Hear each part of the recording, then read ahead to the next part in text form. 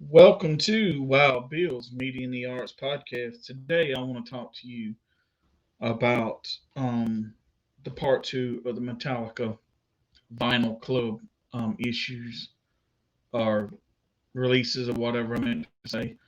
Um, this one's been kind of long overdue, but it took a while to get all of the Vinyl Club releases, and I got the last one just a few weeks, probably about a month or probably a month or two back, maybe it hasn't been that long, but um, and I've had some other stuff I had to do, and I've been meaning to do the part two of this, but I wanted to get all four releases before I did the second part.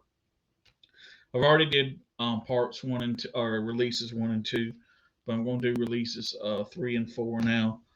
Um, so basically, the third release in the Vinyl Club Metallica Vinyl Club release is it's called Disappear Leaked and Live.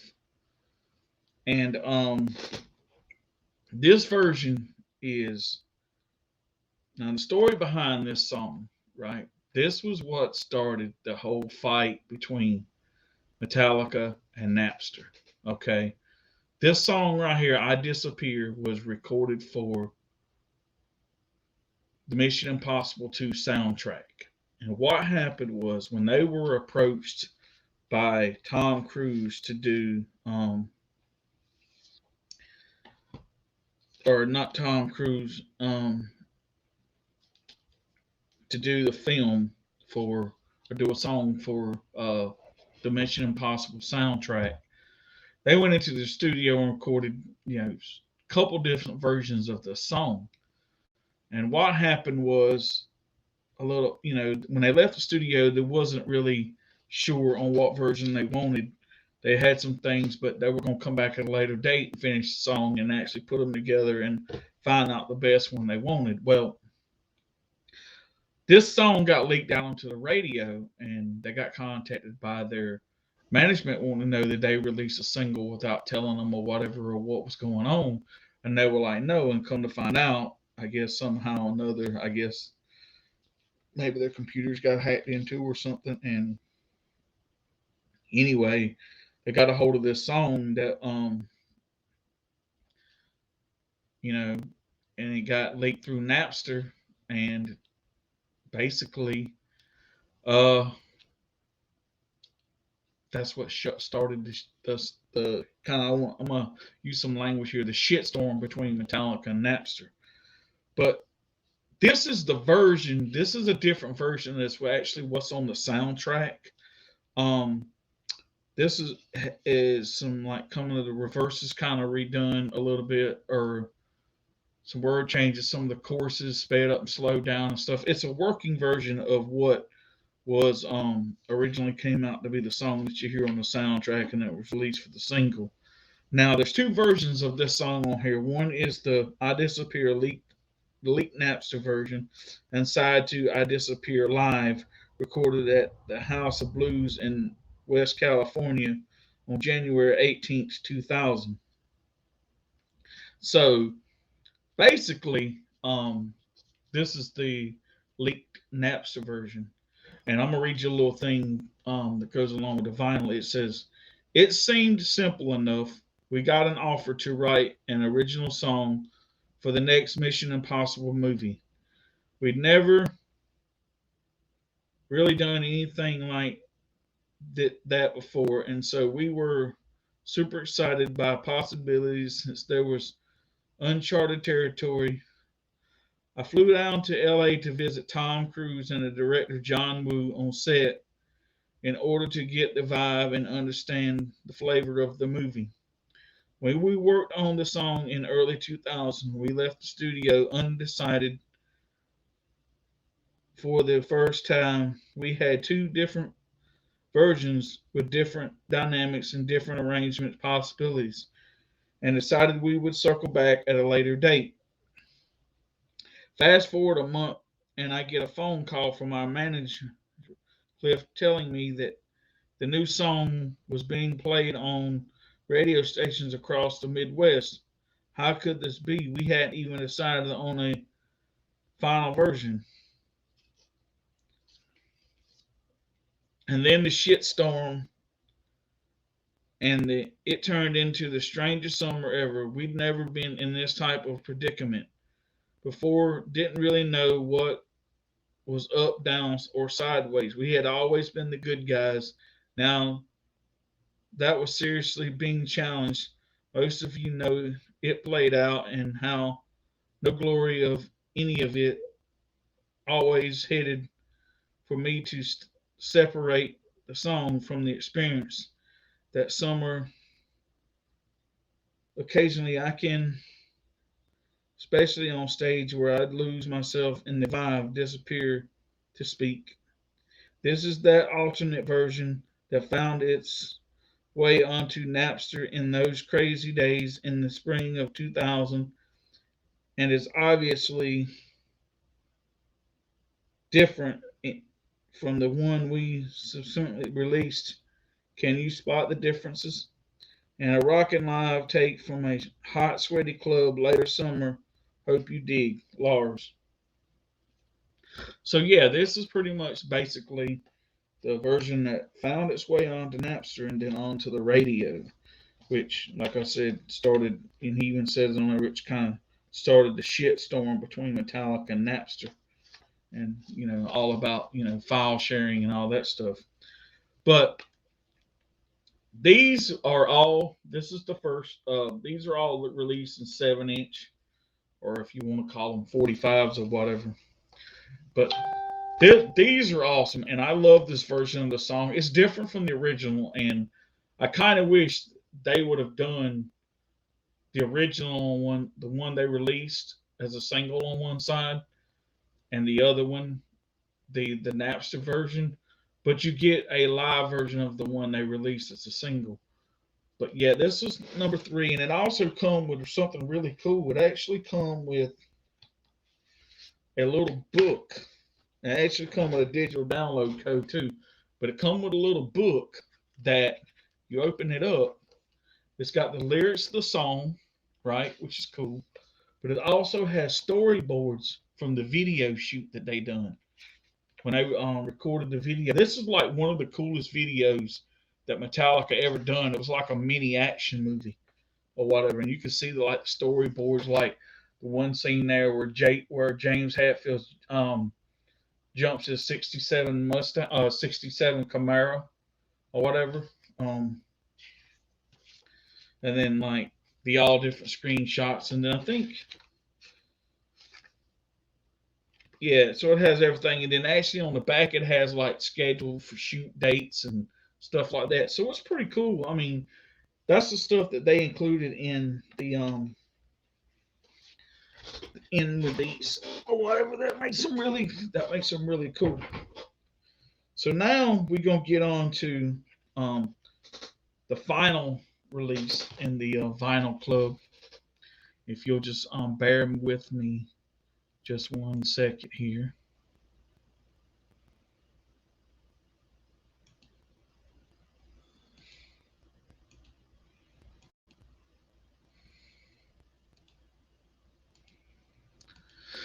Now, this is the final release that they did for the Metallica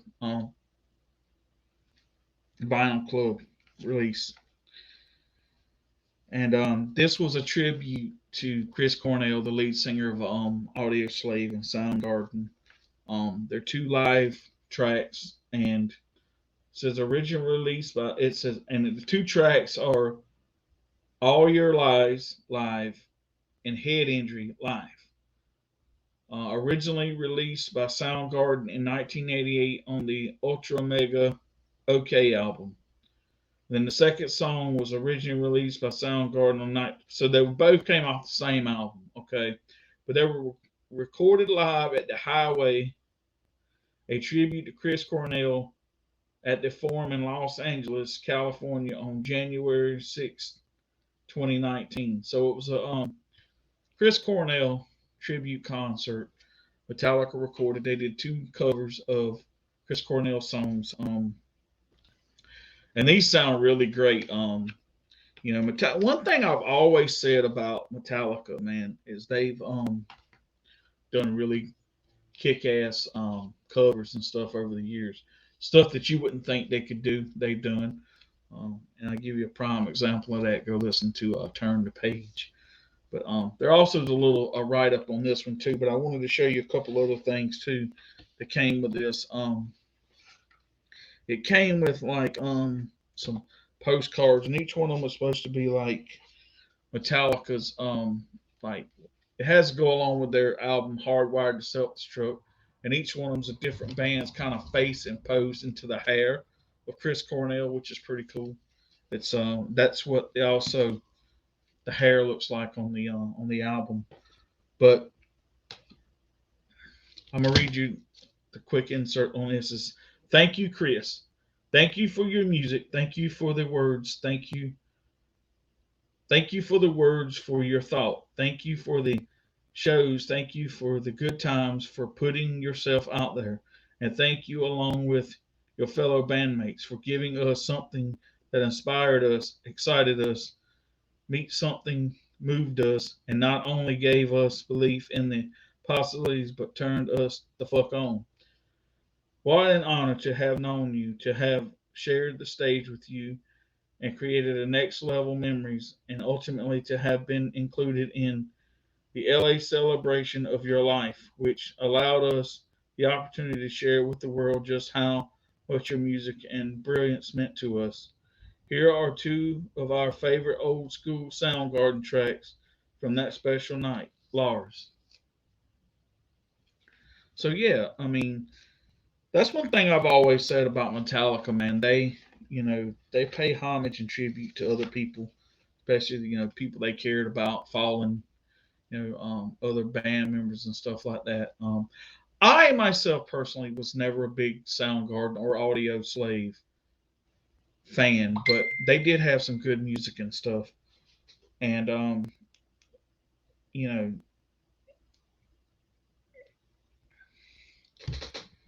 anyway, so basically that was the last release, and you get 4 a year, so that made number 4. Now, um, before we get out of here, I wanted to do a quick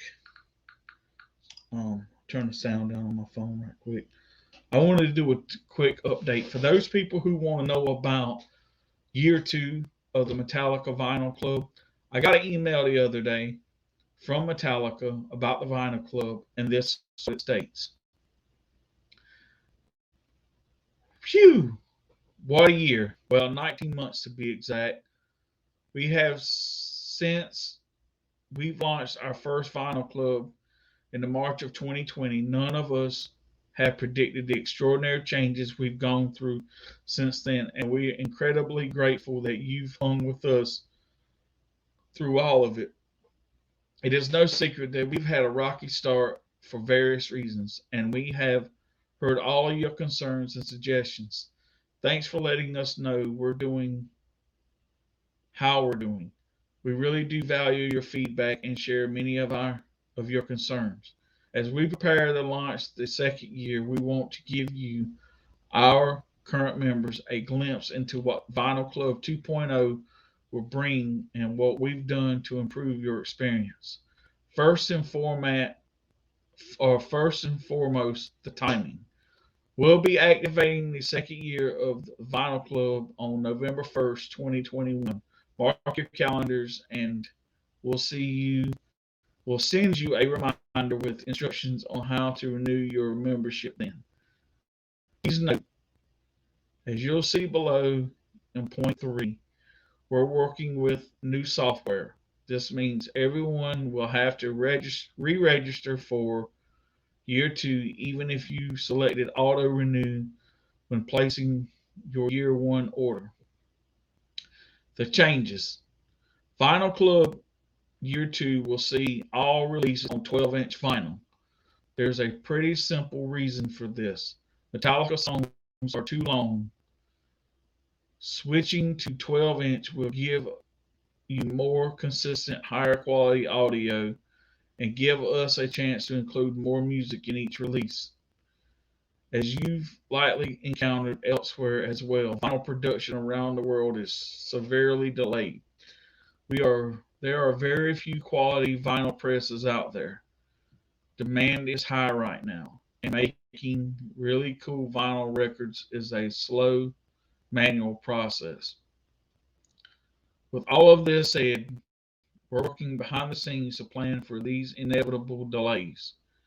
Still, the first release will likely not hit your mailbox until April of 2022. The following three releases will come a little faster, and our goal is to ship all of them before November 1st of 2020. Also, behind the scenes, we have completely rebuilt our registration subscription software. This will make for a more seamless experience for shipping your records and tracking your membership. Again, this means that everyone will have to re-register for year two. What won't change? Each release will still have custom artwork by award-winning designer David Turner and include a cool collectible. The audio continues to be overseen by Greg Feldman and his team, so you can count on them to make the music sound as good as the source material allows. Thanks for sticking with us through a bumpy first year. We're pretty damn excited to smooth things out and get going on our second year. Metallica.